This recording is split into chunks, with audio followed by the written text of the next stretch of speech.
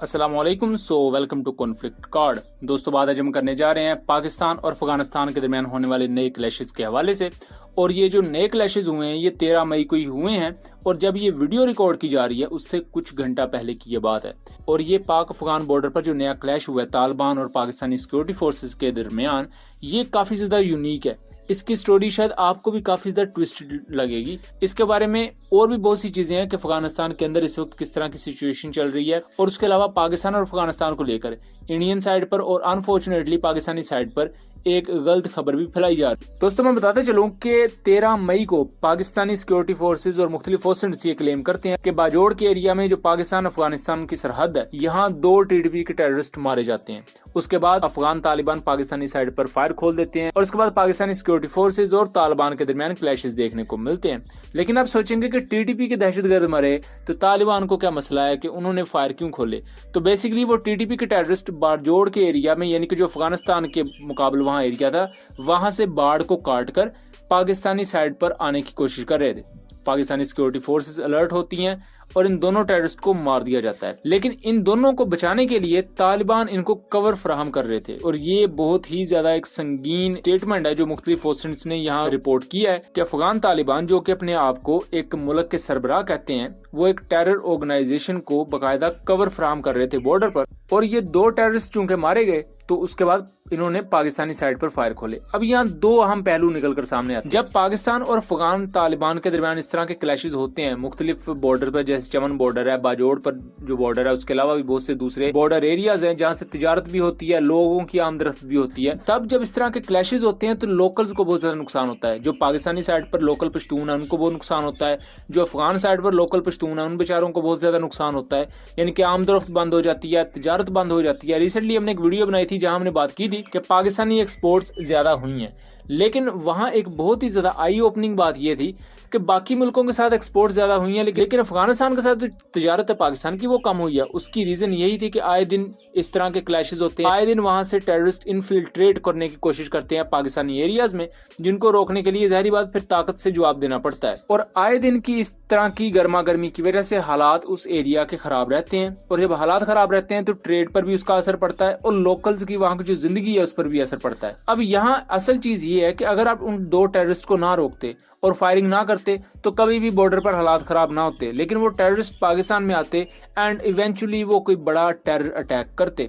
लेकिन उन टेररिस्ट को रोका गया, खुशकिस्मती से उन्हें मार भी दिया गया, लेकिन उसके बाद हमें अफगानिस्तान की तरफ से एक अनप्रोवोक्ड फायरिंग का सिलसिला देखने को मिला, जिसकी वजह से ना सिर्फ वहां के लोकल्स को भी नुकसान पहुंचा बल्कि ऑब्वियसली दोनों कंट्रीज के हालात में भी खराबी आई। इस दौरान इंडियन साइड से एक खबर भी सामने आई कि कंधार में पाकिस्तान का एक डेलीगेशन मौजूद था और तालिबान ने उनसे मिलने से इनकार कर दिया है। तालिबान ने उनकी छुट्टी करवा दी है, आप ये समझ लें, और तालिबान ने कहा है कि हम आपसे कोई बातचीत नहीं करेंगे। इसके पीछे रीजन ये बताई जाती है कि 10 मई को पाकिस्तानी एयरफोर्स के एक तैयारे ने या एक ड्रोन ने पख्तिया के एरिया में बमबारी की, जिसमें एक टीटीपी एफिलिएटेड शख्स ने यह खुद कंफर्म किया कि उनके 4 दहशतगर्द मारे गए।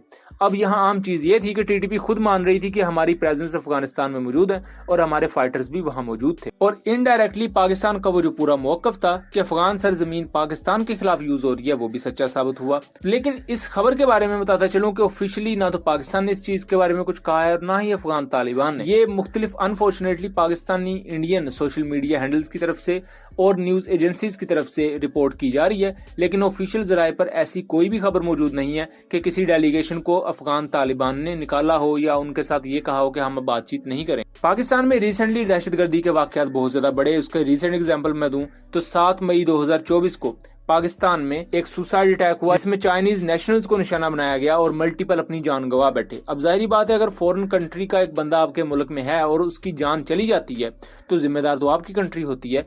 एंड जब उसकी इन्वेस्टिगेशन की गई तो पता चला कि उसकी सारी प्लानिंग अफगानिस्तान से हुई, लोग इनफिल्ट्रेट करके पाकिस्तान आए और उन्होंने यहाँ आके उस बॉम्बिंग को एग्जीक्यूट किया और इवेंचुअली पाकिस्तान में मौजूद कुछ लोगों की जान चले गई। यहाँ बहुत आम चीज ये है कि पाकिस्तानी गवर्नमेंट को एक जामिया हिकमत अमली बनाने की जरूरत है कि वो इस तरह की हिकमत अमली बनाई जाए कि इनफिल्ट्रेट जो करते हैं टेररिस्ट उनका भी कला कमा किया जा सके, उसके साथ साथ वहाँ के जो लोकल्स हैं उनकी जिंदगी भी मुश्किल में ना आए, क्योंकि जब भी ऐसे वाकयात होते हैं तो वहाँ के जो लोकल पश्तून हैं उनके लिए मसाइल बढ़ते हैं, जिसकी वजह से जाहिर बात है वहाँ के लोगों का एक गिला भी रहता है। और अफगान तालिबान को भी चीज समझने की जरूरत है कि आज वो जिस टीटीपी को अपने परों के नीचे रखे हुए बैठे हैं, कल को यही इनके खिलाफ उभर सकती है। रिसेंटली अगर देखा जाए तो तालिबान के अंदर भी एक इन फाइटिंग जैसी सिचुएशन मौजूद है। उसके अलावा अफगानिस्तान के अंदर बहुत सी प्रोक्सीज काम कर रही हैं, जैसा कि 13 मई को ही नेशनल रेजिस्टेंस फ्रंट NRF जो कि पंजशीर में मौजूद एंटी तालिबान फोर्सेज हैं, ये अहमद शाह मसूद को अपना कमांडर बताती हैं। इन्होंने तालिबान पर एक बड़ा हमला किया है जिसमें एटलीस्ट 3 तालिबान के फाइटर अपनी जान गंवा बैठे, 3 से ज्यादा जख्मी हुए हैं। और ये हमला उन्होंने काबुल में किया है, यानी कि अफगानिस्तान के दारुल हुकूमत पर,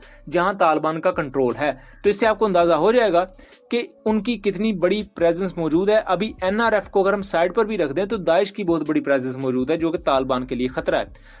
ये तमाम चीजें कहने का मकसद ये है कि पाकिस्तान और अफगानिस्तान दोनों बहुत बड़े सिक्योरिटी चैलेंजेस से गुजर रहे हैं, लेकिन इस दौरान तालिबान का एक दहशतगर्द जमात को इस तरह सपोर्ट करना जो कि पाकिस्तान के ना सिर्फ बॉर्डर को इन्फिल्ट्रेट करने की कोशिश कर रहे हैं और उसके साथ साथ पाकिस्तान में मौजूद शहरियों की जान के लिए खतरा है, ये मुस्तकबिल में इनके अपने ही गले में एक फंदा बन सकता है। उम्मीद करता हूँ चीजें क्लियर रही होंगी। वीडियो पसंद आई हो तो इसे ज्यादा से ज्यादा शेयर कीजिएगा एंड चैनल को सब्सक्राइब कीजिएगा। मिलेंगे अगली वीडियो में, तब तक के लिए अल्लाह हाफिज।